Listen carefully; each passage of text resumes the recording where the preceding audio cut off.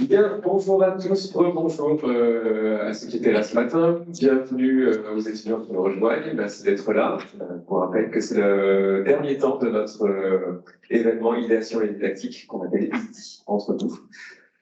Vous devez tous être bien contents de pouvoir vous asseoir après tout ce temps passé debout. On a beaucoup vanté la qualité des échanges sur ces 2 jours, qui pour ceux qui ont fait les 2 jours. Ça ne va pas s'arrêter maintenant avec cette table ronde. On regarde rapidement les éléments qui ont été communiqués sur le programme. Donc une table ronde sur une intégration professionnelle réussie avec essayer de prendre les 3 côtés du problème, côté entreprise, côté étudiant et côté formation. Et nos intervenants, et je pense que je vais arrêter là, je vais laisser le micro à Dominique, qui va avoir la tâche d'animer cette badure. Ils ont promis que si je parlais trop, ils me donnaient des coups de pied dans les tibias. Donc, merci Dominique. Bonjour à tous et à toutes. Donc, merci d'abord à Leaders de nous accueillir pour cette réflexion collective. Merci à vous d'être présents et merci aux intervenants d'avoir bien voulu consacrer leur temps précieux à essayer de rafraîchir un petit peu cette réflexion. Alors, en introduction rapidement, on va peut-être parler. Il y a plusieurs bonnes nouvelles. La première bonne nouvelle, c'est que les 30 glorieuses dans le BTP, c'est fini. On n'est plus en 1950, après la guerre, mais au XXIe siècle. Donc ça veut dire qu'il y a tout un tas de process d'attendus entreprises pour être efficaces qui sont à déplacer par rapport à l'approche séquentielle et productiviste qu'on a connue. La deuxième bonne nouvelle, c'est que les temps modernes de Chaplin, c'est fini aussi. C'est-à-dire que la représentation qu'on avait de l'ingénieur, du contremaître et de l'ouvrier, c'est terminé également. La troisième bonne nouvelle, c'est que c'est une nouvelle triste. Descartes est mort le 11 février 1650 à Stockholm. Ça peut être triste, mais c'est une réalité. Et puis enfin, c'est que on continue malgré tout à planifier les activités dans le monde du BTP en utilisant les méthodes Gantt. Et je rappelle que Gantt, c'était un disciple de Taylor, 1916. Donc ça, c'est pour planter le décor. Et pour être un peu plus optimiste, on a quelques enjeux de la révolution. Ça a été abordé ce matin, on peut le dire. Ce n'est pas une transition, comme on nous dit sur BFM, c'est une révolution qui nous attend. On en parlait tout à l'heure au moment du déjeuner. Et donc, cette révolution, elle est sociale, elle n'est pas juste technique et économique, elle est environnementale, elle est sociale et elle a des usages. En gros, il faut passer d'un monde du bâti à un monde du cadre de vie, ce qui est un petit peu différent. Autre remarque, autre enjeu également, c'est que les élèves d'aujourd'hui, ceux qui sont en ligne, ne sont plus les élèves d'hier. Moi, j'ai 61 ans, et les élèves que je vois aujourd'hui au quotidien, c'est plus du tout les mêmes que les élèves que j'avais il y a 5 ans. Ce pas les mêmes comportements, les mêmes attentes, les mêmes réflexes, les mêmes vécus, les mêmes agilités. Donc voilà. De la même façon, les entreprises aujourd'hui, mais ça, c'est pour dire, c'est plus les mêmes entreprises que les entreprises d'hier. Elles n'ont pas les mêmes besoins. Et au-delà des compétences, le challenge de cette table ronde, c'est quelles attitudes sont gagnantes pour vivre une intégration réussie qui mixe la passion, parce que rien de grand ne se fait sans passion, vous savez, l'engagement et l'accomplissement. Et donc, pour conclure cette introduction, j'ai repris un des piliers fondamentaux des sciences des organisations, qui est la pyramide de Maslow, vous connaissez peut-être, où on distingue les besoins, qui sont les besoins d'hygiène. Vous avez besoin d'être en sécurité, parce que sinon, si vous n'êtes pas en sécurité, vous ne produisez pas les choses sereinement. Vous avez besoin d'être en confort physiologique. On a vu ce matin des intervenants qui nous parlaient du confort lié à l'ergonomie, lié au poste de travail, etc. On a besoin de pouvoir se nourrir, se loger, de ne pas être en inquiétude. Donc ça, c'est les besoins d'hygiène, c'est les besoins fondamentaux. Et au-delà de ça, Maslow, il a écrit qu'on avait un besoin d'appartenance. Ah oui, je fais partie du groupe Bouygues. Ah oui, c'est super. Donc j'appartiens à cette maison-là. Je fais partie de Builder, c'est l'école d'ingénieur de Caen. Donc j'appartiens à ce groupe-là. La notion d'appartenance. Dans cette appartenance sociale, on a besoin de reconnaissance. Ah oui, sur le pontier du village de Millau, le petit vieux qui passe avec son petit-fils, le tenant par la main, en bas du village de Millau, lui. Ben, c'est moi qui ai construit le pont, le village de Millau. Donc c'est la notion de reconnaissance, il est reconnu par son activité au travers de ce qu'il a fait. Et puis surtout, le besoin social fondamental, c'est le besoin d'accomplissement, parce que sinon, on s'en va. Et le turnover qu'on connaît aujourd'hui sur les postes de travail s'explique beaucoup par cette quête de sens dont on a un peu parlé hier et aujourd'hui. Voilà, j'ai terminé cette introduction. Et donc maintenant, on va passer à la diapo suivante, je vais demander à chacun des intervenants de se présenter avant de passer à cette diapo. Donc Benjamin Plaisant qui est ici, Christophe Antoine qui est à distance, puisque je crois qu'il a le Covid, donc il a joué tellement collectif qu'il nous a dit qu'il ne voulait pas nous transmettre le Covid. Merci Christophe. Et Patrick Cassepé qui est ici aussi, et Pierre Bénin qui est ici, qui vont se présenter brièvement. L'objectif, c'est qu'ils se présentent, on donne un certain nombre de pistes de réflexion. On a identifié sur les diapos suivantes quelques pistes de réflexion qu'on a discutées ensemble pour préparer cette table ronde. Et puis ensuite, l'objectif, c'est que pendant la majeure partie, c'est-à-dire au moins la moitié de cette table ronde, ce soit vos questions et vos interrogations sur lesquelles vous pourriez nous challenger. Voilà, challenge. Qui prend la parole parmi les intervenants? Benjamin? Ouais, je peux démarrer. Bonjour à tous. C'est ma première fois avec Leaders Zacran. Mon collègue Christophe, lui, ça ne sera pas ta première fois, je pense qu'il aura mis ça dans les murs, donc ici. Donc moi, je fais partie du groupe Technical Energies. Je vais expliquer un peu juste après. Ça fait 18 ans que je suis dans le groupe. J'avais cru ça en sortant d'école. Déjà à l'époque, on parlait des étudiants différents. À l'époque, on pensait changer de poste tout le temps. Moi, je change de métier, mais pas le même poste.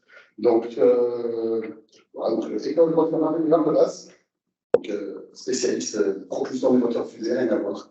Je suis arrivé dans le monde de l'ingénierie, un peu par hasard, et puis j'ai jamais quitté. Donc, tu parlais, juste pour rebondir ce que tu disais, c'est une époque glorieuse peut-être dans le BTP, mais on démarre, on va dire, des trucs glorieuses dans l'énergie, dans la transition, donc c'est un monde rêvé de l'ingénieur. Là, il y a tout à faire. On est vraiment sur une page blanche, c'est pas une blague, dans le sens où, moi, quand je arrivé, dans le secteur de l'oil and gas, le secteur du pétrole, tout était normé, tout était déjà fait. On n'a plus qu'à mettre notre pied à l'édifice, on évolue là-dedans. Là, maintenant, le monde de l'énergie verte, les chantiers sont différents, les constructions sont différentes, les clients sont différents, les processus sont différents, les temps sont différents. Tout est différent, ce qui fait que si on est un peu ingénieur et qu'on a bien créé, c'est un peu c'est le Far West, mais 20% du temps. Voilà, ce qui fait pour moi, dans 18 ans, qu'on est très rentré au contrôle de gestion pour projet, donc ça m'a amené au Qatar, c'est les chantiers de réalisation d'usines pétrochimiques au Qatar pendant 3 ans, à contrôler les coûts sur des chantiers à c'est assez intéressant pour démarrer ma carrière. J'ai évolué après dans le management de projet, qui m'a amené en Chine, qui m'a amené sur des projets en Russie, en Chine, des projets modularisés, donc construire en fait des gros blocs de Lego de 10 000 tonnes chacun pour après les envoyer à l'autre bout du monde, construire une usine au nord du cercle arctique sur le permafroid. On est vraiment là on se dit, l'ingénierie, quand même, on va faire des choses exceptionnelles. Après, j'ai pu sortir un peu dans ma carrière. Je suis toujours dans la même entreprise, je suis passé à la finance, au corporate. Là, ça a été lors des fusions-acquisitions justement de définir un peu les business plans, le modèle économique de la nouvelle entreprise, qui est maintenant Technical Energy. Et la notification, maintenant, je suis ressources humaines. Donc, un ingénieur peut à peu près évoluer dans une entreprise un peu partout. Au centre humain, en charge du recrutement, donc pour tout le périmètre France. Donc, on recrute 600 personnes par an. Je peux dire actuellement le grand besoin d'ingénieurs qu'on a dans les bureaux d'études. Je suis en charge aussi de la diversité et l'inclusion. Pareil, je rebondis aussi ce que je disais, c'est que maintenant les entreprises mettent ça au même titre, au même niveau, on va dire, que les besoins de recrutement, diversité et inclusion. Diversité, c'est bien, inclure les gens, que chacun puisse bien au travail, c'est quand même une nécessité. Il y a 2 jours, j'étais un élément parmi les partenaires, c'était sur le monde, comment en fait le rôle modèle dans l'entreprise, dans le monde LGBT+. C'est vraiment des préoccupations très, très importantes pour les entreprises. Et le dernier, peut-être qui vous a un peu plus passionné, c'est le Learning and Development, comment dire en anglais. Désolé pour tous les anglicismes. C'est le monde de la formation. Donc en fait, l'apprentissage en continu dans l'entreprise. Donc en fait, pour ceux d'entre vous qui pensaient qu'une fois que vous avez votre diplôme ici, c'était fini, désolé. On continue à apprendre tout le temps, surtout dans les nouveaux métiers aujourd'hui. Donc voilà, c'est un peu toutes les casquettes que je peux avoir. C'est pour ça que j'ai l'honneur d'être avec vous aujourd'hui. Et je trouve que j'ai hâte d'avoir vos questions, les échanges qu'on peut avoir, pour pouvoir un peu mieux nourrir tout ce débat. Voilà. Pendant qu'on est chez Technique, peut-être qu'on peut continuer par Christophe. Pierre. Exactement. Christophe, je passe. Ok, donc vous m'entendez? Oui, on va essayer de mettre l'image.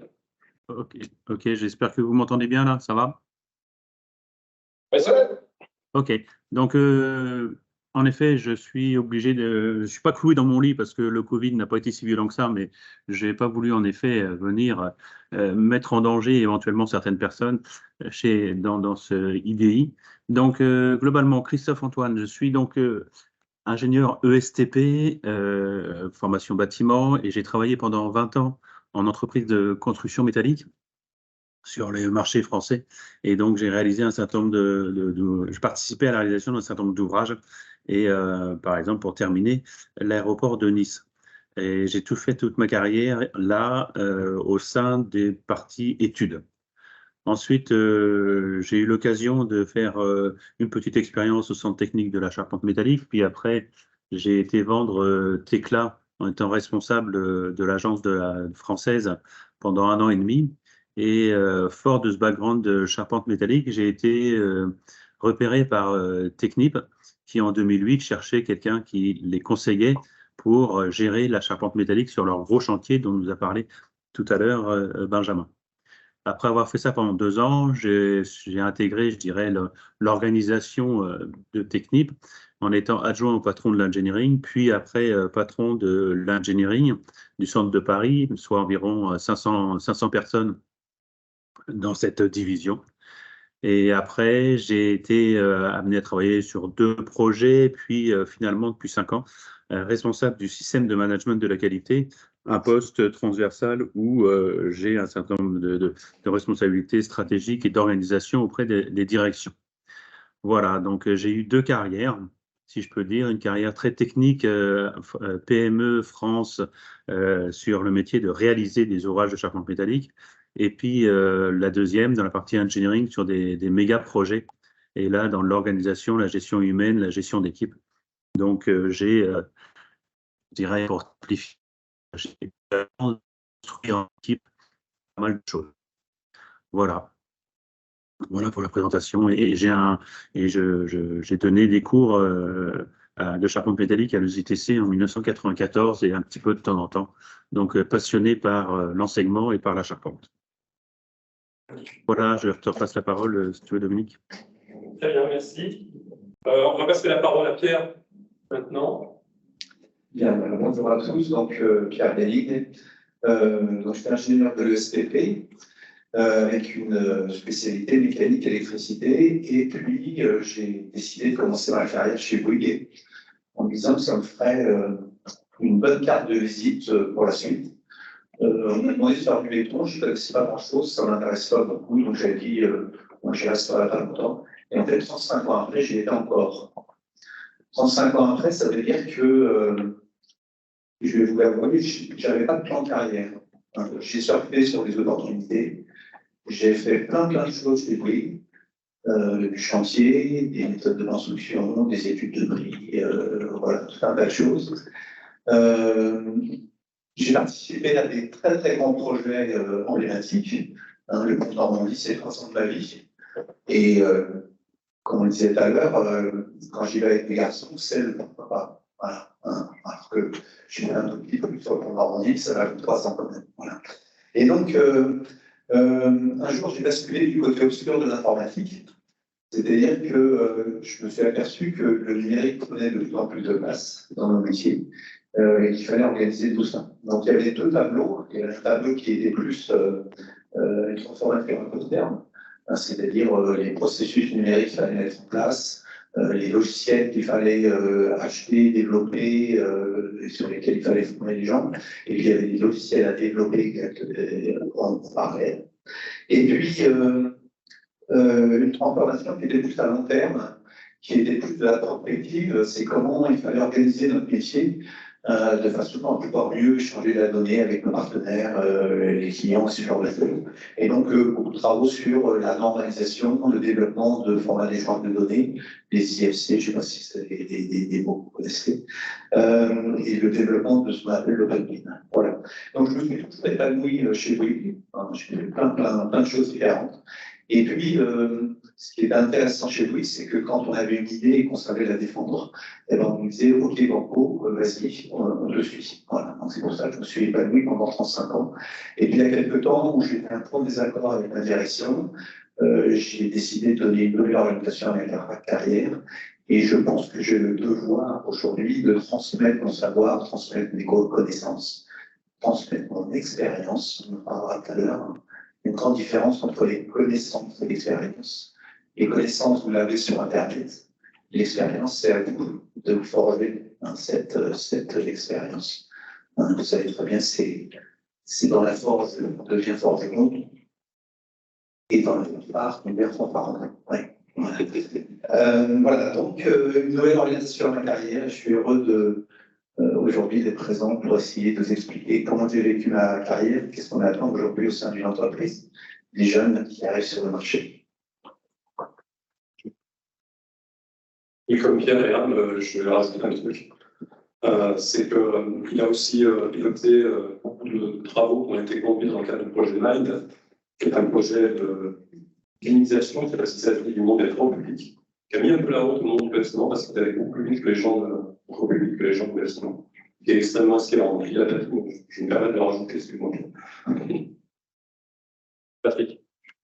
Bien, donc, moi c'est Patrick Atsoquier, je suis entrepreneur de projet d'entreprise, de chantier, projet informatique divers. Je ne suis pas du tout un homme d'exploitation.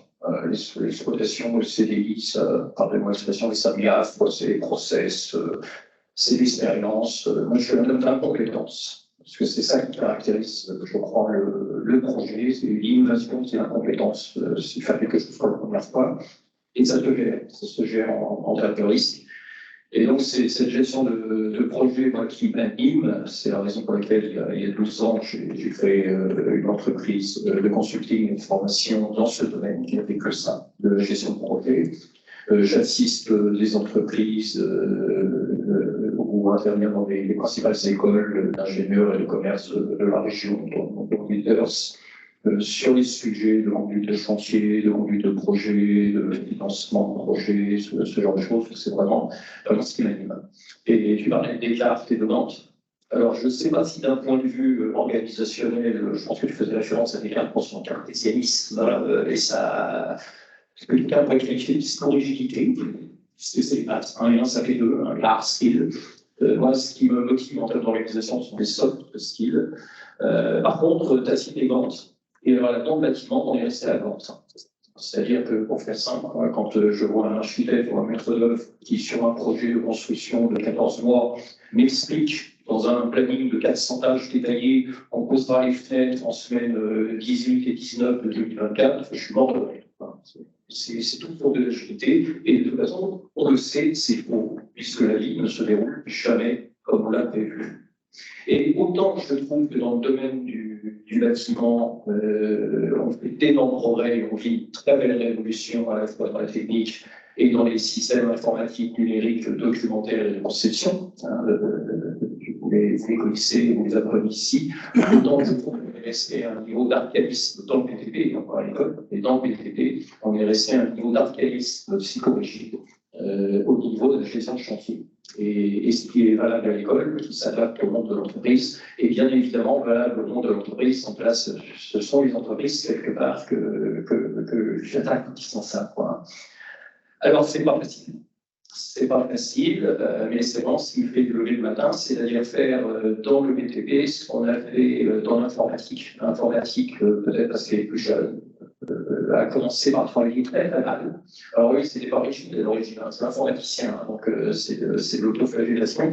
Quand j'ai eu mon diplôme d'ingénieur informaticien, et d'ailleurs, je me suis aperçu qu'on avait un passé commun, parce que j'ai travaillé pour VSL en Normandie pour faire le système d'automatisme pour faire régler et on en parlera après.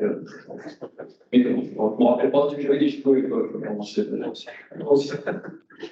Et c'était mon stage ingénieur. Donc, la création de la construction pendant. Aujourd'hui, les informaticiens ont réussi à faire, ils faisaient n'importe quoi il y a 30 ans, et ils ont inventé un système organisationnel qui s'appelle l'agilité, qui n'est pas applicable dans les classes du jeu. Il y a 3 critères principaux qui font qu'un projet peut être fait en mode agile ou en mode traditionnel. Et d'ailleurs, c'est le plus compliqué que ça, c'est que tous les projets tous les projets sont hybrides, c'est-à-dire que certaines tâches qui peuvent être traitées doivent être traitées en mode traditionnel et d'autres qui peuvent être traitées en mode agile. Et la meilleure des maquettes 3D, c'est presque, pour prendre une date, oui, c'est d'exprimer ce que je suis en train de dire, c'est de prendre une craie et d'être dans le bâtiment et de tracer les cloisons seules. Il n'y a pas plus précis comme maquette 3D pour se rendre compte de ce qu'on va faire, quoi. Et donc, ce sont ces méthodologies-là qui, moi, me motivent. Ça permet de gagner beaucoup de temps, ça permet de gagner beaucoup d'argent. Mais par contre, c'est l'école de la rigueur. Parce que quand on est agile, et qu'on confond agilité avec faire n'importe quoi, travailler à l'arrache, uniquement avec son côté intuitif, et uniquement avec celui-là, eh bien, ça s'appelle le bordel, dans l'expression. Et toute la difficulté de l'agilité, c'est d'avoir la souplesse rigoureuse. C'est-à-dire, on ne fera pas comme c'est démarqué sur le plan, on ne fera pas comme c'est dit sur le planning. Il faut s'adapter, prendre des risques, mais il faut gérer tout ça avec énormément de rigueur. Sinon, c'est ça qui fait peur en fait aux clients, c'est ça qui fait peur à l'actionnaire, c'est qu'en mettant des carcans rigides, on a l'impression de se sécuriser. Et donc, si on regarde les gens travailler une souplesse rigoureuse, alors que quand on va vous embaucher, on vous a embauché, on vous explique qu'il faut anticiper, qu'il faut s'adapter, qu'il faut faire preuve de résilience, mais dès que vous essayez de tenter quelque chose de nouveau, aussitôt on vous explique que c'est pas comme ça qu'on fait. Voilà. Je parle même dans les descriptifs, parce que là, je sais m'énerver. Voilà les sujets que je peux aborder avec vous. Donc, je vais clore le tour de table. Donc, moi, je suis Dominique Lefebvre, donc je suis là pour animer, donc pas pour parler des expériences, quoique je suis prof à l'école d'ingénieur Elisabeth Tépé d'Anglaise, qui est une école de formule des comptes, 105 ans. On fait du BTP de la première année à la 5e année, où les étudiants ont 67 semaines de stage, ce qui est loin d'être notre. Et donc, quelque part, ça déplace un peu le modèle, et ça nous interroge, nous, enseignants, sur les parties professionnelles auxquelles les étudiants sont confrontés dès la première année avec ce volume de stage. Donc, ça, c'est l'école d'ingénieur. Jean-Hubert me demandait qui j'étais, et en fait, je lui ai expliqué que j'étais un animal bizarre. C'est-à-dire que j'ai commencé ma carrière comme entrepreneur. C'est-à-dire qu'en sortant de la Sud, j'ai été à l'île d'Arion, j'ai créé une entreprise qui existe toujours. Et donc, ce qui m'a donné de bonnes ou de moins bonnes habitudes suivant comment on regarde.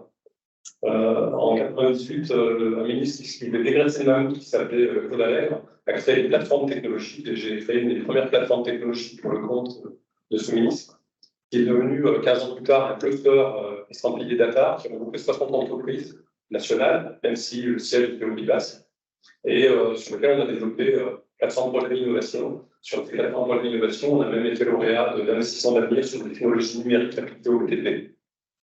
J'ai arrêté cette aventure cluster en 2015 parce qu'au bout d'un moment, on était plus finalement dépendant du regard du contrôleur de gestion que de la vision d'innovateur et de patron d'un cluster que j'ai créé. Donc, c'est pas possible parce que quand vous mettez un innovateur dans un environnement installé ou stable, vous l'étouffez, vous le rendez incapable de produire de la valeur. Donc, ça veut dire que le cadre établi pour l'innovateur, ça ne marche pas. Bien souvent, les ministères, on ne sait pas dans quelle case de caser. C'est normal, puisqu'on n'est pas dans la classe, forcément. Donc, ça, c'est peut-être une règle de vie, mais qui est un peu pénible en termes de management. C'est très compliqué de gérer des innovateurs. Et puis, comme j'ai un regard assez optimiste, malgré toutes les expériences d'échecs que j'ai connues, puisque vous le savez, en France, on fait confiance à l'élite. Aux États-Unis, on prête de l'argent aux gens qui se sont plantés au moins 3 fois. Donc, moi, je me suis planté souvent, je continue à me planter, j'ai 61 ans, mais je continue à me planter et j'apprends toujours, donc ça, c'est intéressant. Mais comme j'ai une vision très passionnée et positive, j'ai créé une structure qui s'appelle Futur Simple, parce que tout le monde dit que le futur sera compliqué. Donc, par provocation, je dis que ça peut être un peu plus simple que la complexité qu'on vient nous donner, à la condition qu'on se donne les moyens de travailler en collectif et d'être humble. Parce qu'avant tout, ce qui compte, c'est de rester humble, de ne pas croire les experts. Les experts, c'est le nom de Taylor, les experts qualifiés. Et il faut essayer, au contraire, d'être humble, ouvert, donc d'être dans la collaboration et d'apprendre des autres en écoutant. Voilà, écoute active, c'est ce que vous avez dit. Alors, pour engager le débat, les diapos suivantes, si tu veux bien, Fabrice. On a préparé cette réunion parce qu'on a quand même un peu travaillé avant de venir vous voir. Et donc, on a fait trois diapos là, sur la synthèse des échanges qu'on a eu. Alors, je ne vais pas tous les lire, mais je vais donner les mots-clés. Je les ai mis en rouge parce que ça se voit mieux au tableau. Think global, make local. C'est-à-dire que l'approche systémique, globale, elle est très importante, mais derrière, il faut qu'elle soit appliquée. C'est la logique d'application. Et effectivement, comme le disait Patrick, c'est pas toujours aussi simple parce qu'on n'applique pas aussi simplement les choses que ce qu'on a pensé au départ. Et la notion de conception intégrée, l'approche séquentielle des Trente Glorieuses ou de Taylor, c'est fini. Et donc, on est dans une approche matricielle imbriquée. Donc, c'est un modèle de réflexion qui n'est pas du tout enseigné dans les écoles d'ingénieurs. Ce que tu disais, Patrick, une opération doit être préparée et anticipée, mais elle ne se déroule jamais comme prévu. Donc, en fait, il faut avoir un comportement agile, il faut gérer des aléas et trouver un bon équilibre entre l'agilité et le processus. Enfin, il faut préparer une conception de façon suffisamment détaillée et utile. On parlait de BIM tout à l'heure. On a des anti-clash, on a des outils qui nous permettent d'envisager le détail en 3D. Donc, conforme à ce que la représentation mentale du cerveau qui nous était décrite hier va être capable de repérer, plus qu'un long texte, des images, voilà, des stimuli autres. Et donc, l'objectif, c'est de garantir une conformité, une fiabilité, un coût, un délai, une performance. Ce qu'on est très en mal de pouvoir fournir aujourd'hui dans un monde où on est dans un monde de défiance. Si vous avez construit, réhabilité un appartement ou une maison, c'est une aventure improbable, incertaine, sur lesquelles les délais, les coûts sont souvent dépassés et la performance n'est pas au rendez-vous. On a toujours un carrelage qui se fissure, une fenêtre qui ne se ferme pas. Au XXIe siècle, c'est inadmissible. 12 milliards de non-qualité sur 123 milliards de chiffre d'affaires en France. Donc on est vraiment au départ de cette année. Puisqu'on est à l'école quand même, il faut quand même avoir quelques connaissances, il ne faut pas raconter n'importe quoi, donc il faut avoir des connaissances scientifiques, des connaissances des technologies et des méthodes. Quand je dis scientifique, ce n'est pas que les sciences dures les maths, c'est aussi les sciences sociales, je parlais de Maslow tout à l'heure. Et s'intéresser aux autres secteurs d'activité. Ça a été abordé par Benjamin, il vient de l'aérospatiale, donc c'est un homme d'une autre planète, mais quelque part, les sciences fondamentales, l'industrie, les biens et les services, les sciences humaines, le numérique et les réseaux sont intéressants. Je cite souvent comme anecdote, j'ai une voiture qui garde toute seule en marche arrière, ça ne sert à rien. Mais j'ai payé 2 000 € cette option en plus, qui est vraiment fun et qui me donne la banane. On ne sait pas marketer dans le monde du bâtiment. Diapo suivante.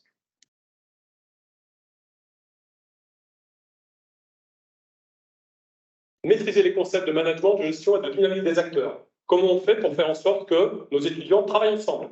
Donc là, vous avez dans votre école des exemples de games, de plateformes, de game lab, etc. Vous avez tout un tas d'initiatives qui se mettent en place et qui sont tout à fait intéressantes. Et ça nous parle de comment fonctionnent les relations entre les personnes. Donc là, on abordera certainement davantage avec vous tout à l'heure. Être ouvert au changement et à l'innovation. Aujourd'hui, quand je vais à la CAPEB, les artisans en France, ils me disent, mais pourquoi innover? Nos carnets de commandes sont pleins, les délais sont à 6 mois, pourquoi on se fait chier à innover, quoi? Et dans les grands groupes, c'est pareil. Tu devrais aller à l'FFB. La FFB, c'est la même chose. Mais je n'en ai pas parlé, parce que bon, faire attention entre la FFB et la CAPEB, ils n'arrêtent pas de se battre, comme si avec ça. Bon.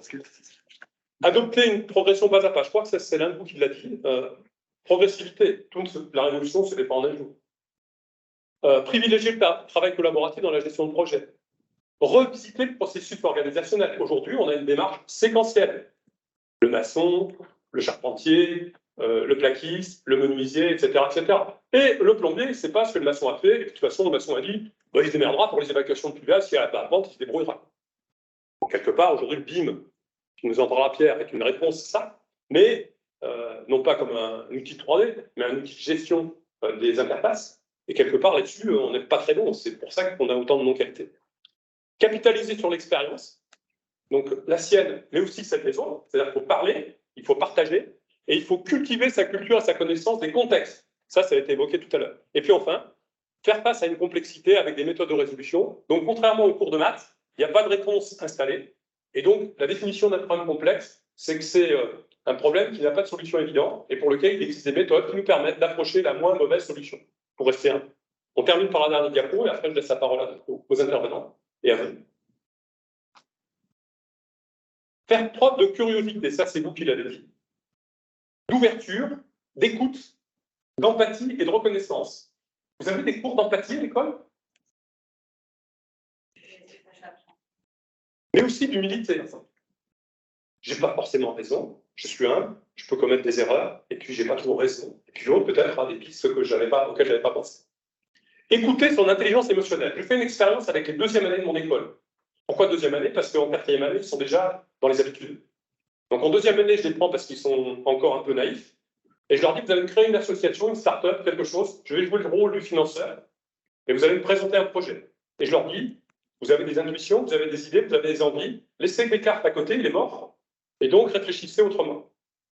Et donc, je suis extrêmement impressionné chaque année de la production de qualité que nous font mes élèves de deuxième année pour créer des choses particulièrement innovantes. Donc ça, c'est très intéressant. Donc, il faut écouter son intelligence émotionnelle. L'intelligence cartésienne, elle est très simple à maîtriser. L'intelligence émotionnelle, ça fait appel à l'intime, aux sentiments, etc. Il faut écouter ses intuitions. L'approche cartésienne est souvent peu créative et assez limitée. Il faut questionner, réfléchir, pratiquer l'écoute active, communiquer, surtout s'impliquer, on s'engage, responsabiliser les gens avec qui on est et se responsabiliser, partager, témoigner de la confiance en l'autre et contrôler et surtout s'autocontrôler. Et puis pour finir, c'est ce qui avait été dit entre nous, accepter la prise de risque et gérer l'incertitude. Donc ça, c'est quelques éléments qu'on a partagés parce qu'on a préparé un peu cette réunion et que je voulais vous présenter avant de débattre, qui pourront nous inspirer le cas échéant ou pas, et sur lesquels on pourra s'appuyer pour continuer à parler. J'arrête là. Juste prendre la suite. Pour le recrutement, hein, quand on recrute des gens, c'est pas une checklist. Si on doit faire tout ça d'un coup, oui, c'est pas sortir de l'école, ingérable. En fait, c'est tout des caractéristiques, je pense, qu'on va chercher. Moi, je vais laisser mes collègues peut-être parler un peu plus quand on a préparé. Moi, j'ai dit, bon, je vais peut-être parler un peu plus des softs, tout ce qui va être écouté. Je pense qu'il y a quelque chose qui m'est venu, une formulation qu'on n'a peut-être pas dit dans la préparation, mais on parle de la posture. C'est ça, en fait, si on met à la table ronde, la posture de l'étudiant par rapport à la posture de quelqu'un en entreprise, qu'on appelle un collaborateur. Donc, l'idée, c'est qu'on sort d'une posture sachante, où on a un sachant qui nous explique quelque chose qu'on doit apprendre. Et le but, c'est vraiment la posture première, c'est une posture apprenante. Donc, on doit continuer à apprendre des autres. On parle d'apprentissage. Je ne vais pas citer toutes les méthodes, les 70-20, mais l'apprentissage en continu, 70%, c'est sur le tas. On parlait du forgeron à la forme, hein, c'est sur le métier, c'est sur le terrain, c'est en faisant. On démarre, on ne sait pas. Et puis, on sait qu'on ne sait pas. C'est ça qui est le plus important. Quand on ne sait pas qu'on ne sait pas, là, on ne sait pas. Voilà. Mais quand on sait qu'on ne sait pas, on veut apprendre. C'est ça, le 70%, c'est ça. 20%, on en a parlé, c'est un apprentissage avec les autres. C'est l'éco-développement, c'est on apprend des autres, on parle, on apprend l'expérience des autres. Le 10%, c'est, même en entreprise, on continue, on va dire, l'apprentissage fondamental de nouvelles compétences, ou ça soit du soft ou du hard. J'entendais tout à l'heure, est-ce qu'on peut apprendre l'empathie? Oui, ça se travaille. Ça se travaille d'écoute active, ça se travaille la reconnaissance. Ça se travaille. Typiquement, je finirai juste là-dessus, un exemple, souvent, on dit toujours, bon, on râle toujours, le chef ne nous remercie pas, en entreprise, hein, je ne suis pas reconnu pour le travail que j'ai fait, voilà, on ne dit jamais merci, et puis celui de répondre, c'est quand la dernière fois que toi, tu as dit merci à tes propres équipes. En fait, souvent, on a l'impression que la reconnaissance, elle vient d'en haut.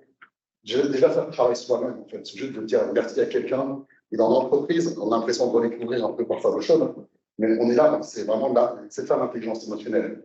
C'est vraiment se situer dans tout le monde de l'entreprise. Voilà, je pourrais parler pendant des heures sur tous les autres points, mais c'est ça qui est important en fait de savoir, c'est la curiosité. Si on a cet esprit un peu ouvert, curieux, l'entreprise en fait elle va prendre d'abord pour vos compétences techniques, elle va s'assurer que vous êtes quand même au niveau des valeurs, que vous êtes adaptable à la valeur d'entreprise, à la vision de l'entreprise. Par contre, après, son intérêt, c'est que vous vous épanouissez tout le temps. C'est vraiment, c'est un peu talbué, on est là pour faire un travail, et après, les gens qui vont aller un peu explorer, qui vont aller être curieux, qui vont être dans la rigueur, mais en même temps dans le constructif, c'est ces gens-là, en fait, que tout de suite vont se faire remarquer dans l'entreprise. C'est ces gens-là qui. Je ne sais pas qui veut prendre la suite. Hein. Il y a Christophe aussi en ligne, hein, mais c'est pas bien. Moi, je voulais rajouter par rapport à tout ce qui a été dit. C'est surtout au niveau des stages. Multiplier ces expériences, vivez des expériences. Ce qui est important, c'est, comment dirais-je, d'être confronté à des problèmes, de résoudre des problèmes. C'est comme ça qu'on apprend. Et je pense qu'il est important de rester humble, ça a été dit, c'est-à-dire poser des questions. Ne croyez pas que vous savez tout faire, parce que vous sortez d'une école et que vous avez un bon diplôme. Écoutez, posez des questions, n'hésitez pas à poser des questions, et quand on vous donne des choses à faire et que vous ne les comprenez pas, faites-vous expliquer. Si vous ne comprenez pas ce que vous devez faire, vous n'arriverez pas à vous impliquer. Ça, c'est quelque chose que j'ai toujours tenu important dans ma vie. C'est donner du sens à ce que je fais. Donner du sens à ma vie, bien sûr, mais donner du sens à ce que je fais. C'est la notion de bon sens. Hein. On ne fait les choses que si on les comprend bien. Et faites-vous expliquer les choses. Je ne dis pas oui, j'ai compris, je vais le faire. Voilà, pour formuler les choses. Ce qui est un pas important. Hein. Je ne sais pas si vous connaissez la fable des casseurs de pierre de Charles Mély. Non, quand je vais voir sur Internet. Hein. C'est une fable absolument fabuleuse qui, justement, dit que si vous donnez du sens à ce que vous faites, vous allez être plus enthousiaste. Et je voulais rajouter une chose qui me semble importante, c'est qu'un chantier de construction, c'est avant tout une aventure humaine. Moi, on m'a demandé un jour de partir faire un barrage pour les autos. Je rentre à la maison le soir, en disant à ma épouse, on me demande de faire un barrage pour les autos. Déjà, la première interrogation, c'est les autos. Bon, c'est tout comme ça. C'est à côté du risotto. Les autos, c'est une enclave dans l'Afrique du Sud. Voilà. Et donc, on me demandait de partir. Bon, alors, c'était une époque où il n'y avait pas encore d'Internet. Mais je partais là-bas avec pas grand-chose. Je partais avec expatrié pendant 3-4 ans pour les autos faire un barrage. Ça, c'est de l'aventure. Ici, pareil. Hein. On est plus à la chaîne évolue. Je peux pas la comprendre. Mais un chantier, c'est d'abord une aventure humaine parce qu'on fait travailler collectif. Jamais vous ferez un pont tout seul. C'est impossible. Éventuellement, vous allez poser du carrelage dans la salle de bain, et ça va s'arrêter là. Hein. Donc, c'est du collectif. C'est de la confiance dans les autres. Tout le monde, il y en a qui sont moins beaux que les autres. Hein. Il y en a qui sont meilleurs que nous, il y en a qui sont moins beaux que nous. La tolérance, la confiance dans les autres, dans ce qu'ils savent faire, écouter les autres, apprenez des autres, c'est super important de rentrer dans une équipe, de s'intégrer et d'apprendre des autres. Voilà. Le collectif, la tolérance, la confiance et la solidarité. Hein. On est là pour construire ensemble un projet, quel qu'il soit, et donc c'est bien une équipe qui fait ensemble. C'est pour ça que j'ai beaucoup travaillé sur les aspects collaboratifs du numérique, comment échanger la donnée, comment avoir confiance dans la donnée, comment qualifier la donnée que j'ai récupérée de façon à travailler correctement, et comment transmettre à l'autre la donnée dont il avait besoin pour travailler, et seulement celle-là. Hein, ne pas noyer son information. Voilà, donc ça fait partie du BIM aussi. Hein. C'est on construit un modèle 3D avec tout un tas de processus. On enrichit ce modèle avec tout un tas de données, et ces données, il faut qu'elles soient bonnes, parce qu'il y a quelqu'un qui va s'en servir derrière, et bâtir autre chose, pour faire autre chose. Et si ce que vous lui donnez n'est pas de bonne qualité, eh bien, ça va pas marcher. Merci. Alors, je vais rester dans la continuité des systèmes que je considérise. Le thème de cette table ronde et de l'esprit, c'est l'intégration de l'étudiant dans le monde de l'entreprise. Et il faut que je parle absolument de la grande schizophrénie des chefs d'entreprise. Je le sais bien, mais je suis entreprise, j'en suis là depuis l'âge de 29 ans, j'ai dirigé plusieurs organisations patronales. Mais force est de reconnaître que le chef d'entreprise est un humain comme tout le monde, et donc il est totalement schizophrène. C'est un exemple. Moi, comme notamment mon collègue de droite, et je pense aussi mes collègues de gauche, je suis jeune depuis un certain temps.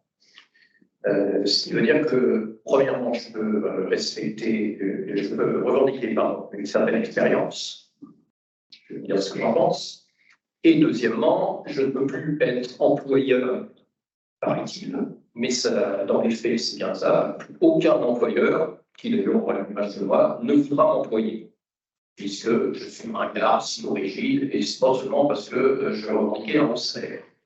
Et en fait, c'est ces deux items qui se rejoignent totalement. L'expérience, quelqu'un qui vous dit qu'il peut revendiquer une certaine expérience, c'est surtout quelqu'un qui a fait pas mal de conneries. Parce que l'expérience, c'est juste un sorte de bêtises qu'on a fait dans sa vie, ou bien, en tout cas, qu'il est arrivé un certain nombre de choses qui peuvent quelquefois être très agréables. Alors, c'est très intéressant, l'expérience. C'est très intéressant. Je ne parle pas là-dessus.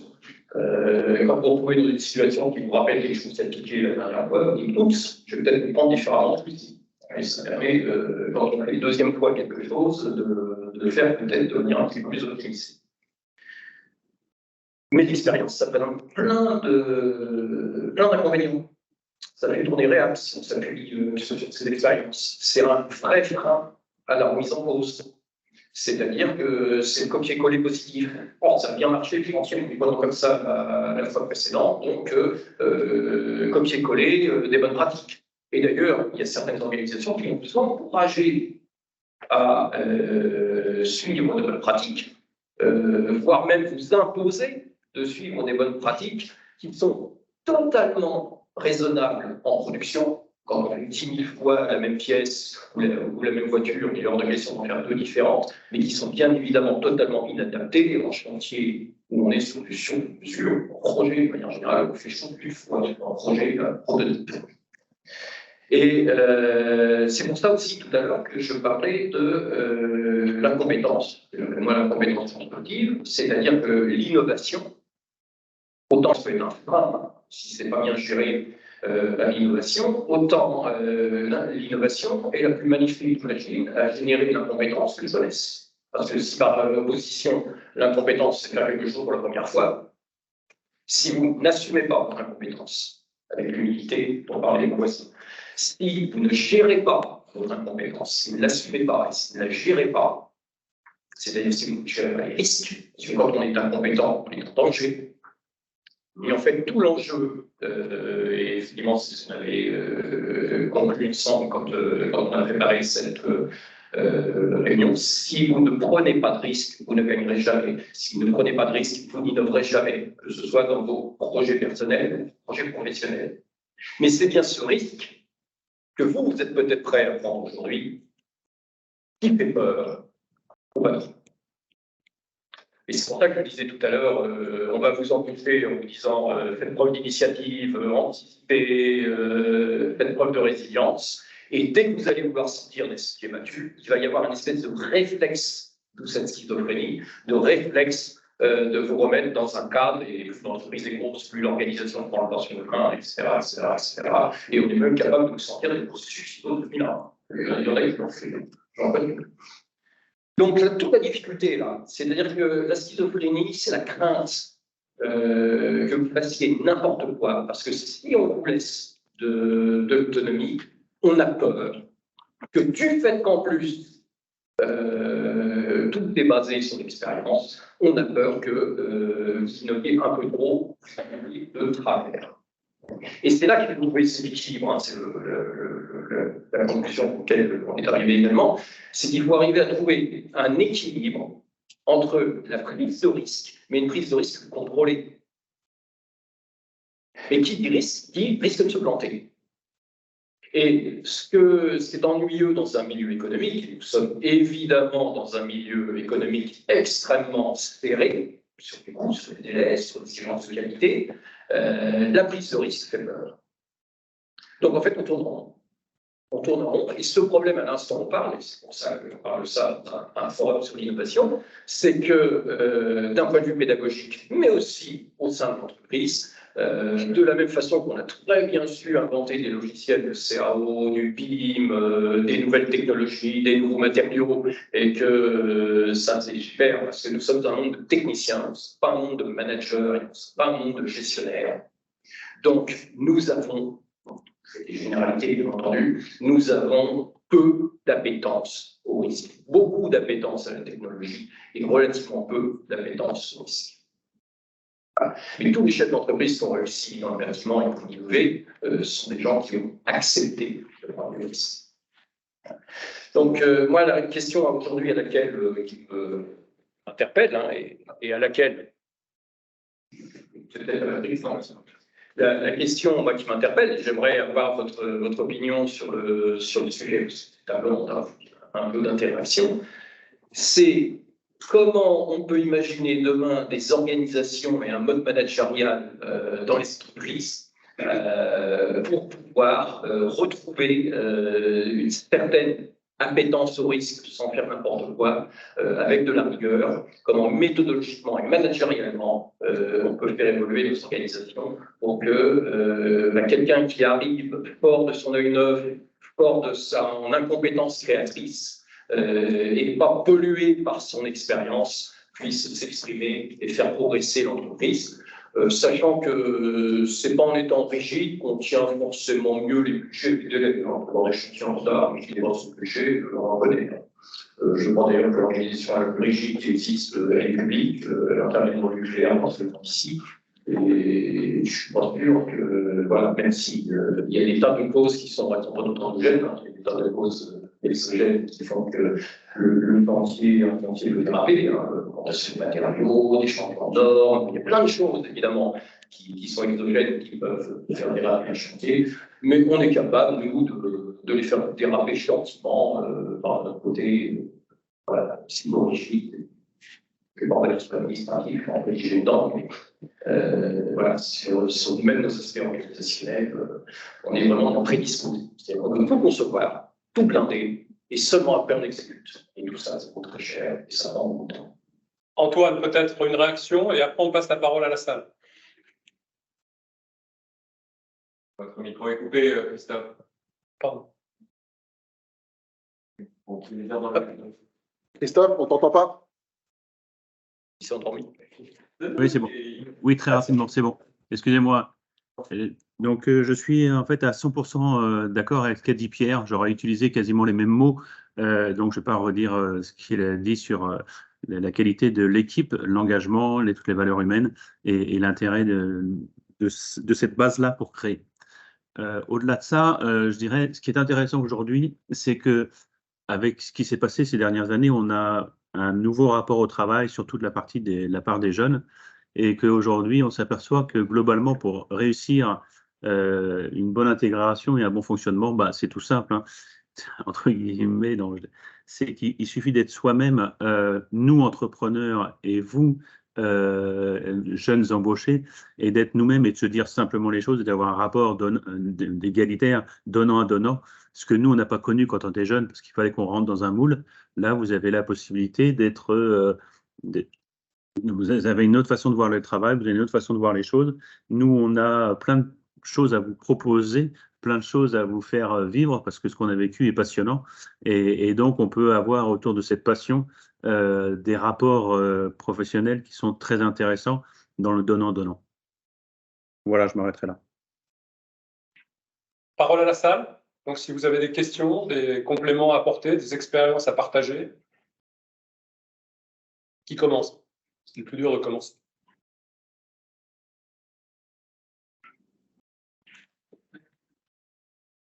Donc, on va le...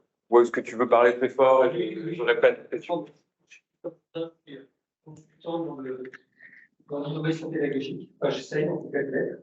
J'ai fait plein de métiers avant, et en fait, j'avais un coup quelque chose qui m'est venu tout à l'heure, parce qu'en fait, on parle toujours de l'intégration réussie, l'intégration des jeunes, des moins jeunes, en tout cas, je dirais de quelqu'un dans une entreprise, dans le monde de l'entreprise. C'est sûr, mais qu'est-ce qu'on pourrait faire ici? On posait la question à l'envers, c'est-à-dire qu'on a l'impression qu'il y a un monde de l'entreprise qui est codifié, avec des valeurs, avec des hiérarchies. Mais peut-être il y a un monde aussi de la personne qui arrive, ou des personnes qui arrivent, et si on se disait, et comment est-ce qu'on intègre, non pas comment est-ce qu'on vous aide à intégrer l'entreprise, mais comment est-ce qu'on aide l'entreprise à intégrer vos valeurs, et vos valeurs, votre monde à vous. Enfin, ça vient de venir, hein, comme ça m'était jamais venu avant. Mais je veux dire, il y a peut-être aussi, et alors ça rejoint ce que disait, je crois que c'est Christophe hein, qui est à distance, monsieur qui est à distance, en disant finalement oui. Aujourd'hui, de toute façon, il faut s'adapter, etc. Mais c'est toujours, il faut s'adapter. C'est-à-dire qu'on a des codes, on a un style de management, on a décidé qu'à tel âge, on était expert, on a tel âge, on était manager, etc. Et c'est à vous de vous y faire, etc. Alors, on essaie de s'assouplir un petit peu, mais je ne sais pas ce qu'il faut faire, hein, mais je pose la question, je me dis, tiens, il y a peut-être aussi des réflexions ou des actions, enfin, pas uniquement des réflexions, mais aussi des actions à avoir là-dessus. Et tout ce que j'entendais tout à l'heure, je suis, enfin, c'est vraiment pour discuter tout à l'heure en disant, finalement, Moi, je suis en fin de carrière, hein, j'ai vécu plein de trucs, j'ai eu mon entreprise, j'ai vécu dans des grandes entreprises, etc. Et je me dis, mais finalement, peut-être que l'entreprise la plus folle, celle où on a peut-être le plus créé, j'ai commencé dans la grande distribution, où souvent j'étais à la direction d'Intermarché à l'époque, et je me disais, finalement, c'est une entreprise complètement folle, qui est complètement dingue. Le soir, je partais en me disant, ils sont complètement fous, et c'était les plus agiles, et c'est la seule fois de ma vie, j'ai travaillé dans des banques, j'ai travaillé dans l'immobilier, j'ai travaillé dans une administration publique que je ne nomme pas. Et c'est le seul endroit où finalement on était capable, parce qu'il y avait une urgence à un moment donné, alors je crois beaucoup à cette histoire d'urgence, moi, comme on a parlé de la pandémie en disant bah, finalement on a une urgence pandémique qui nous a fait changer, c'est parce qu'il y a un ravin et que finalement on est obligé de bouger. Et que là, j'ai envie de dire que l'école blanche, l'école bleue, etc., tout le monde se mettait autour du table en disant, bon, de toute façon, il faut que demain matin, il est 18h, il faut que demain matin, 6h du matin, on trouve la solution. Alors, évidemment, c'est contre le code du travail, c'est contre, etc. Mais tout le monde s'y mettait parce qu'il y avait une espèce je dirais, de plaisir, des plaisirs, hein, je dirais, à dire, bah, finalement, à un moment donné, il n'y a plus le DRH, l'assistante, l'acheteur, etc. Tout le monde s'y mettait. Voilà. C'était juste des réflexions et puis, c'est vrai que ça me fait souvenir que quand en 86, j'étais dans cette entreprise un peu folle, mais qui, je dirais, qui avait cette capacité à emmener finalement les gens et en disant tu n'es plus DRH aujourd'hui, tu n'es plus acheteur, tu n'es plus assistant, tu n'es plus informaticien, on doit tous résoudre un problème et dans 2 jours, il faut qu'on ait résolu ce problème. Et je peux vous assurer que ça fonctionne. C'est incroyable. Vous étiez chez Intermarché? Oui, c'est la Chabrière, ce qu'on appelle Chabrière. Les mousquetaires, c'est une équipe, non? Oui.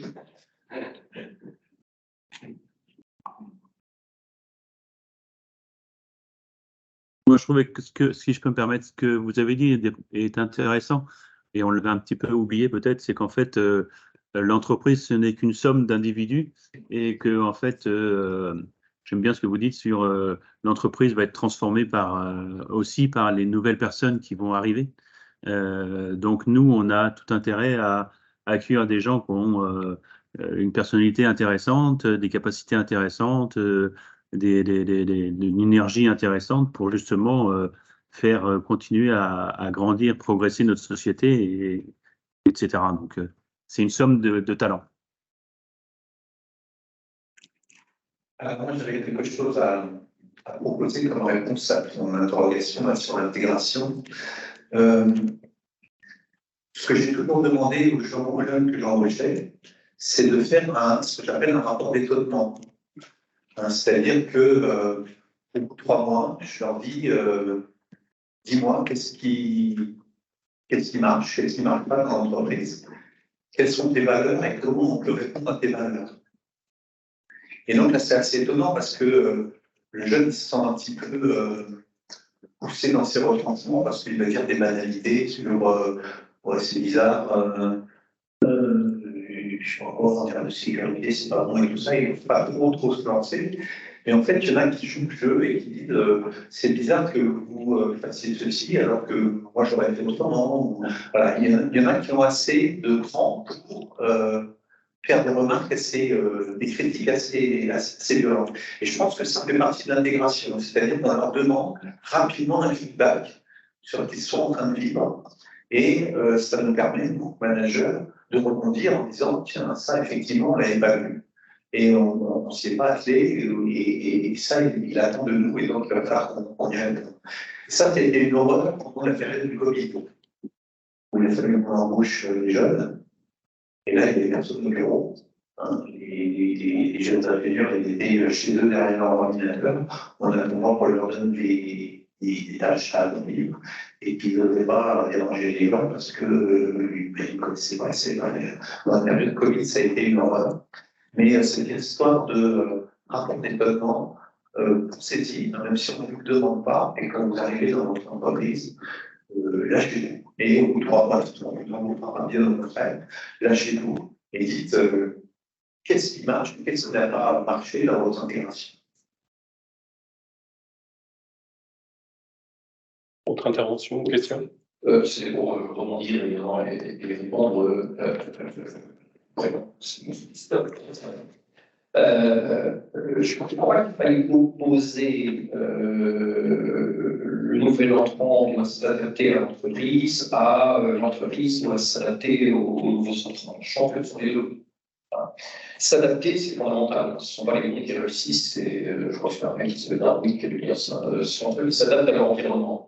Et d'ailleurs, l'exemple que tu as donné juste derrière, c'est exactement ça. C'est-à-dire que quand on dit voilà quelles sont les contraintes d'objectifs, de budget, de délai, et pour que le problème soit résolu en 48 heures, on est en plein temps d'adaptation, pas dans le respect unilatéral de règles. Heureusement, d'ailleurs, on a fait ça pour sortir le vaccin du Covid, parce qu'on nous expliquait qu'on était incapable de sortir un vaccin en sécurité, et donc on est encore dans la prise de risque.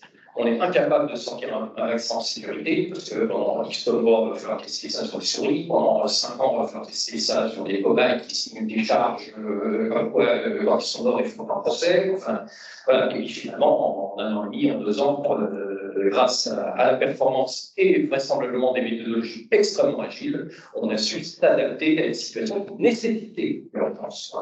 Et quelquefois, c'est l'urgence que ça nécessite, quelquefois, c'est le budget et une contrainte, et quelquefois, c'est le très haut niveau de performance qu'on veut atteindre dans les charges qui justifie qu'on s'adapte. Et c'est pour ça, d'ailleurs, pas rester sur des règles préétablies systématiques, parce que les enjeux sont différents, ne serait-ce que la priorisation de qualité ou délai sont différents d'un projet, d'un chantier à un autre. Et après, oui, c'est que le collectif, quoi. C'est-à-dire que comment, moi je trouve, il faut être concret à un moment donné, moi je trouve très dommage aujourd'hui que ce soit un OPC, que ce soit un maître d'œuvre qui tout seul dans son bureau, quasiment, fait ces fameux plannings complètement débiles et totalement détaillés quelles sont tâches, où il devait passer une semaine et être fier de lui, alors qu'il donnerait allez, maximum 10 tâches par rapport de métier, en disant ça commence ça, et après le reste, en gros, je suis coordinateur et c'est vous qui allez faire les plannings et c'est vous qui allez travailler collectivement et gérer les interactions qui sont des méthodologies qui existent, des intrants, des extrants. Et peut-être qu'on aurait moins de plaquistes qui s'engueuleraient pour l'électricien. Si on laissait les plaquistes et les électriciens faire le planning entre eux plutôt que ce soit un maître d'œuvre plus ou moins compétent qui bosse. J'espère qu'on aura un maître d'œuvre instable. Et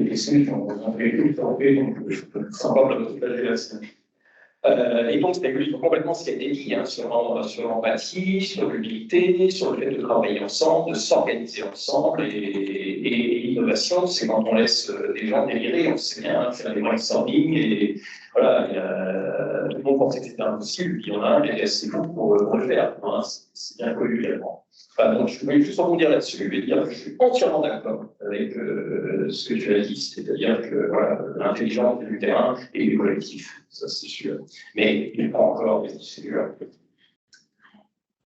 J'ai quand même une petite anecdote sur le même sujet que l'Intermarché. Là, on a décroché chez Bouygues il y a quelques années un grand tunnel à Hong Kong. Et c'était 2 tunnels parallèles. Il y avait énormément de rameaux de communication à faire. Il y avait 50 de rameaux de communication à faire. Et on avait un délai qui était extrêmement court. Et en fait, on ne savait pas faire. On avait décroché un chantier sans savoir comment on allait résoudre cette solution. Et là, on a rassemblé à peu près 300 personnes pendant 2 jours, de tous les niveaux, de l'ingénieur, de l'expert jusqu'à l'assistante, qui ne connaissait rien, qui est absolument candide. Et on a sorti des solutions. On a monté des démonstrateurs, etc. Et le chantier a été fait dans des délais. Mais c'était exactement ça. C'est-à-dire, notre PDG s'était engagé sur un truc qu'on ne savait pas le faire. Je vais même revenir plusieurs années en avant, 1968. Francis Bouygues, il a décroché la construction du Parc des Princes. Il est arrivé auprès de ses équipes, il a dit, j'ai décroché le Parc des Princes, maintenant, comment on le fait? D'accord?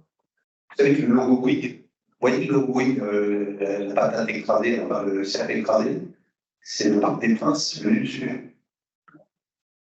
Je vous apprends quelque chose. Voilà. Un enfant, si vous il est arrivé auprès de sa direction technique en disant je viens de décrocher le marché, comment on fait? Voilà.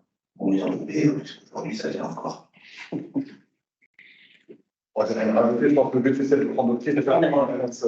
Moi, ce qui m'intéresse, en fait, de mon côté recruteur, c'est savoir un peu vous aussi, qu'est-ce qu'on vous cherchez, en fait. Parce que là, on est tous à raconter un peu, nous, ce qu'on recherche. Un peu, bon, vous avez pu comprendre l'agilité, toutes ces compétences-là, mais c'est plus, vous, en fait, si vous vous projetez aujourd'hui dans le monde de l'entreprise, là, on a parlé de projet, on a parlé d'exploitation, on a parlé même bureau d'études, conception, R&D, il y a plein de choses différentes dans le secteur du BTP ou autre, hein, aérospace.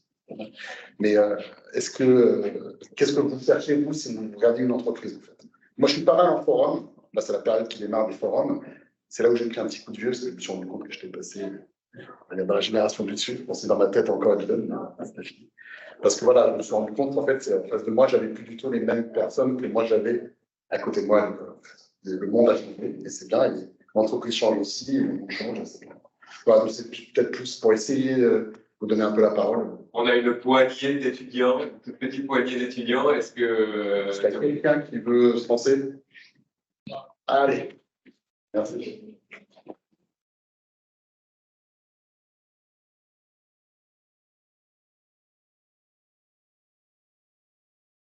Je me lance à la CL2O et je suis un collaborateur de monsieur parce que je suis en alternance chez Bouygues actuellement. Et donc, par exemple, quand j'ai voulu chercher mon alternance, déjà il a fallu, comme vous avez dit, faire des stages. Moi, je suis d'accord avec vous que les stages, c'est vraiment important. Et ça permet d'apprendre beaucoup sur les entreprises, de voir ce qui nous intéresse, ce qui ne nous intéresse pas. Et par exemple, ce qui m'a intéressé, en fait, c'est le côté innovant. Donc, je sais que Bouygues, c'est un grand majeur, un majeur de la construction. Donc, ça m'a intéressé parce que je savais qu'il développait des projets de construction innovants. Après, c'est peut-être mon côté innovant. Je sais qu'on parle d'innovation, c'est intéressant, voilà, c'est une curiosité. Donc, je ne sais pas après, pour les petites entreprises, comment on peut devenir innovant en recrutant. Après, c'est sûrement un détail personnel, mais c'est pas grave. Merci. Merci, témoignage.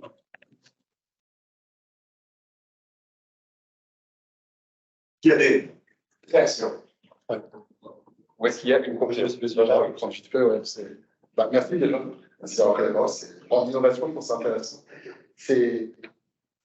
Moi, je pense que c'est la curiosité. Moi, ce qui me frappe, je vais reprendre là-dessus, c'est ce qui me frappe en forum quand je vois les gens. Moi, je présente Technip Énergie, c'est très peu de gens dans la salle qui peuvent connaître l'entreprise dans le plus gros bureau d'études en France. Voilà, on a tout cœur d'État, pas juste le BTP. Et ce qui intéresse les gens, c'est mon énergie. Les gens, en fait, ils viennent voir, je perds l'énergie, c'est important l'énergie aujourd'hui. Ça tombe bien, c'est dans le lot. Voilà, et quoi d'autre? Qu'est-ce qu'on va faire l'énergie? Et puis les gens arrivent, je suis jeune, je suis prêt à tout faire. Et donc, cette démarche elle est intéressante. Et l'innovation aujourd'hui, je me dis, ça prend tout, le BTP change, tous les corps d'État changent, les entreprises changent, et même le modèle, et même le métier lui-même change complètement la façon dont on fait les travaux, aujourd'hui, les projets, la construction. Ça m'a permis d'avoir. J'ai parlé ce midi en disant que dans le secteur de l'Oméga, il y avait un dilemme à résoudre, c'était le problème de prix. Il fallait que l'énergie, elle soit pas chère. On sait bien que le prix de l'énergie monte, c'est un peu le bordel partout. Il faut que ça soit pas cher, et surtout avec l'énergie en quantité. Il fallait que ça soit, on est sur place, on a bien vu les dernières années, quand on n'était pas de ces gaz, ça pouvait créer des tensions. Et ce qui s'est passé, en fait, c'est qu'on a rajouté une troisième composante aujourd'hui, qui est l'énergie soit renouvelable. Il faut cette composante-là, et là, tout d'un coup, rien que raconter cette composante-là, ça a discuté tout. Donc là, on est dans l'innovation complète, on est dans des chantiers qu'on gagne et qu'on ne sait pas comment faire, encore aujourd'hui. On est sur des prototypes, on est sur des first in time, pour utiliser le mot anglais. Voilà, c'est partout dans le monde. Hein. Aujourd'hui, on a des projets, on a ravancé le CO2 dans les anciens puits de gaz qu'on a trouvé il y a 60 ans pour le séquestrer. On est dans des projets de transformation de copeaux de bois pour créer des biocarburants. C'est des choses qui ont été faites en laboratoire. 2 ans plus tard, on est en mode industriel scale-up. C'est ça qui est intéressant, c'est ces défis, on va dire, technologiques-là, qui vont nécessiter forcément une adaptation technologique. Bien sûr, il faut la techno derrière. Mais là, je pense qu'on dit tous autour de la table, c'est qu'il faut aussi avoir une agilité mentale. C'est ça qui est donc à être. la prise de risque, bien sûr. Et c'est là où je pense que l'ingénieur est souvent bien placé, c'est de pouvoir gérer cette complexité qu'on nous apprend. Le monde est beaucoup plus complexe, il y a quelques réponses sur 5 minutes. Et c'est tout autour de la table, en équipe. On appelle ça en task force, une équipe proche, c'est ce qu'on veut. Collectif, intelligence collective, c'est tous ces termes-là, en fait. Et faire partir d'une aventure. Hein. En Normandie, je pense que les gros projets, Christophe pourra en citer quelques-uns aussi, on continuera après notre vie. Donc voilà, c'est ça que je voulais rebondir un peu. Et dernièrement, je pense que ce qui est important, aujourd'hui, de plus en plus d'entreprises parlent de vision, parlent de raison d'être, de purpose, on va parler d'RSE, on va parler de toutes choses qui ne sont pas financières, qui vont être en fait la raison d'être, c'est pourquoi cette entreprise elle existe, quoi. Pourquoi est-ce que Bouygues existe, pourquoi est-ce que Technip Énergie existe. Et c'est ça c'est là où je pense la rencontre va se faire avec l'étudiant. S'il y a un match de valeurs et de vision, c'est là où les deux peuvent s'évaluer. Un mot de conclusion, Dominique? Avant mon conclusion, ça m'intéresse de parler de l'innovation, parce que vous avez compris, c'est un sujet qui m'anime depuis longtemps, qui est une passion. Déjà, selon la théorie Schumpeter, il y a l'innovation économique et il y a l'innovation managériale. C'est deux façons différentes et Schumpeter, il a évolué dans sa carrière avec ça. Il est mort aussi, hein, comme Darwin. Mais au-delà de ça, il y a 4 grandes familles d'innovation. Il y a l'innovation technique, ça c'est celle de l'ingénieur. C'est la plus simple parce que finalement, on a un objet qui est défini, on fait de la conception innovante réglée. Et donc là, c'est pas très compliqué parce que finalement, on trouve toujours des solutions, plus ou moins avec difficulté, mais on trouve toujours des solutions. Là, donc, l'innovation technique, qui ne représente d'ailleurs que 20% de l'innovation globale. On parle dans toutes les revues d'innovation au prisme de la technique, ça ne serait que 20% d'innovation globale. Après, il y a l'innovation entrepreneuriale. Uber, à son époque, les nouveaux modes d'organisation qui permettaient de répondre à des besoins étaient la création de certaines startups, certains modèles, Deliveroo, etc. C'est des innovations entrepreneuriales. Ensuite, on a des innovations d'usage. Je n'ai pas mon téléphone portable là, mais le téléphone portable que j'avais il y a 4 ans et celui que j'ai aujourd'hui, fait du tout la même chose. Et donc, mon usage a changé aujourd'hui. Vous voyez, je n'ai pas mon téléphone portable avec moi, je suis perdu. Hein. Voilà, dès qu'il s'éloigne de plus quelques mètres de moi, je suis perdu. Donc, mon usage dans la vie a changé parce que, voilà. Donc, ça, c'est l'innovation de et l'innovation la plus compliquée, il n'y a pas de sociologie, mais malgré tout, c'est l'innovation sociale. Donc là, l'actualité témoigne tous les jours des mouvements sociétaux que nous connaissons, qui sont relayés par BFM, CNews et compagnie, sur l'innovation sociale, qui pose des tas de questions de fond. Donc ça, je crois que c'est les 4 familles d'innovation, et finalement, qui est le plus compétent pour répondre aux 3 dernières familles d'innovation? Peut-être que pour la première, c'est les ingénieurs, mais peut-être pour les 3 autres, c'est autre chose. Donc ça replace un petit peu les choses en perspective par rapport à l'innovation. Et donc, pour répondre aussi à la première question qui a été posée des 2 mondes, entre le monde académique et puis le monde entrepreneurial, moi, je suis dans une position hybride. C'est-à-dire que je suis prof. Donc, à l'université, on me dit, mais toi, tu es prof entrepreneur. À 25 ans, j'ai eu un article dans le Moniteur, comme quoi j'étais un prof entrepreneur, il y a longtemps. Et donc, mes collègues me regardent en me disant, mais toi, tu es un prof bizarre, en plus, tu travailles avec des privés, l'argent, c'est sale, tu es un vilain, enfin, bref, etc. Ça, c'est le monde, le dogme académique. Et je peux vous dire que j'ai pris pas mal de claques sur ce sujet de mon monde académique. Et puis, à côté de ça, comme je suis un peu entrepreneur aussi, que je contacte des grands groupes, Saint-Gobain pour ne pas les citer, dès que je commence à émettre des idées un peu innovantes, on me dit « Ah ouais, mais toi, tu es un prof, donc retourne à tes études, c'est bien gentil, mais voilà, nos habitudes sont plus installées. » Bon, maintenant, conclusion, donc peut-être une phrase chacun, et après, moi, j'ai une conclusion un peu humoristique à vous proposer, si ça vous convient. Je vous relaisse la parole 2 minutes, 1 minute pour une phrase de conclusion. Sur l'innovation, puisque on veut passer du bleu en vert, qu'on a l'énergie bleue, on a l'énergie verte. Donc, c'est aussi au dernier questionnement. Si on veut verdir le ciel, la seule question qui vaille, c'est pourquoi le ciel est bleu. Et en fait, ce n'est pas les réponses, c'est les questions qui sont intéressantes. Et gardez votre âme d'enfant de 5 ans qui demande à ce que sa mère dit pourquoi le ciel est bleu? Allez formuler une réponse, demande à votre mère. Bon, alors juste une petite conclusion de ma part, c'est votre rapport de stage, votre rapport de TFE, là, soignez-le, c'est votre hook pour rentrer dans une entreprise. Si vous faites un rapport de stage correct, que vous présentez à votre futur employeur, vous aurez des points positifs. la syntaxe, le raisonnement. Moi, c'est ce que je demande à tous les jeunes qui passent dans mes mains, pour les embaucher, je leur dis, donnez-moi vos rapports de stage, et à partir de là, j'arrive à savoir ce qu'ils ont dans le crâne, et s'ils sont aptes à travailler avec moi. Voilà. Bon courage. Et ça, tu voulais? Oui, juste 2-3 mots, quelques mots magiques. Pour moi, c'est la destination des étudiants. C'est soyez curieux, soyez ouverts, soyez comment dire, courtois, agréables et faites attention à la qualité de vos relations avec vos collègues, vos hiérarchies. Et surtout, le mot final, c'est oser, oser, oser, avec bienveillance.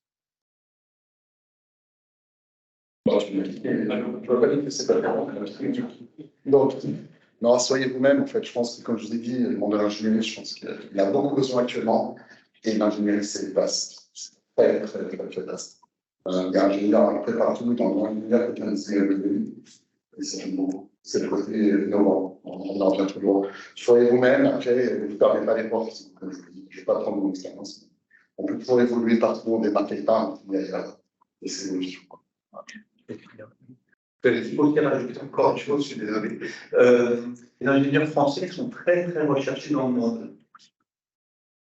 Posez-vous la question pourquoi.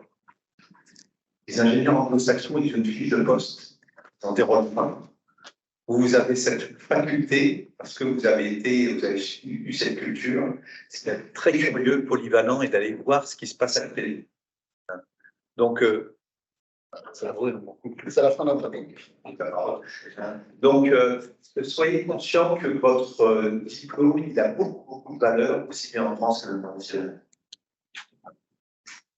Alors, moi, pour conclure, je vais partager avec vous un proverbe indien. Vous connaissez tous la tribu indienne, les Hurons, en Amérique du Nord, donc ils sont des lacs, etc. Et donc, c'est pour étayer quelque part quelque chose qu'on n'a pas abordé, c'est la notion d'intuition et de signaux faibles qu'il faut savoir écouter.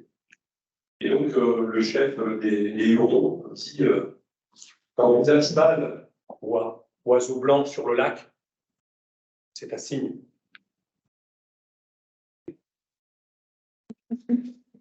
Voilà, j'ai une fois complète.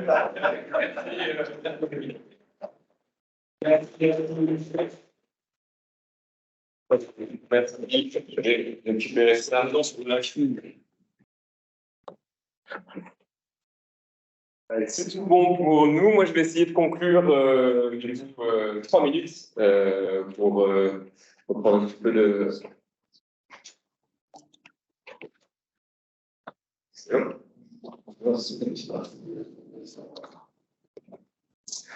Oui, et donc qu'est-ce qui s'est passé pendant 2 jours? On a exploré ce thème du changement de posture sous plein d'angles différents, avec plein d'intervenants différents. On a demandé à Daniel Alexandre de poser ce diagnostic sur les posture pédagogiques.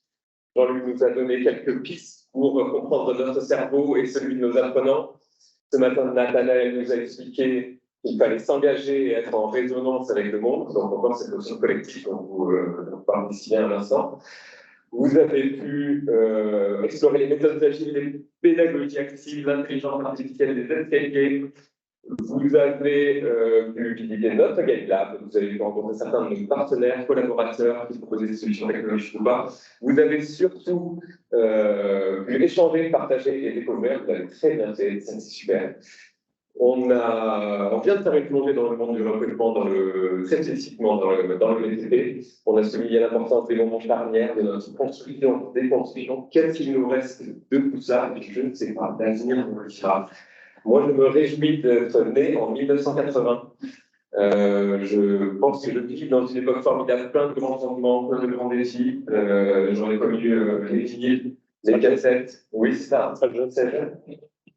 J'aurais connu les vinyles, les cassettes, les CD, les premiers ordinateurs, Internet, les tatous, les smartphones, les vinyles, vous êtes revenus, les voitures volantes. Non, en fait, c'est peut-être demain, les voitures volantes. En tout cas, c'était hier et aujourd'hui, on vous remercie de toute votre participation et de votre implication. À l'année prochaine peut-être. Merci.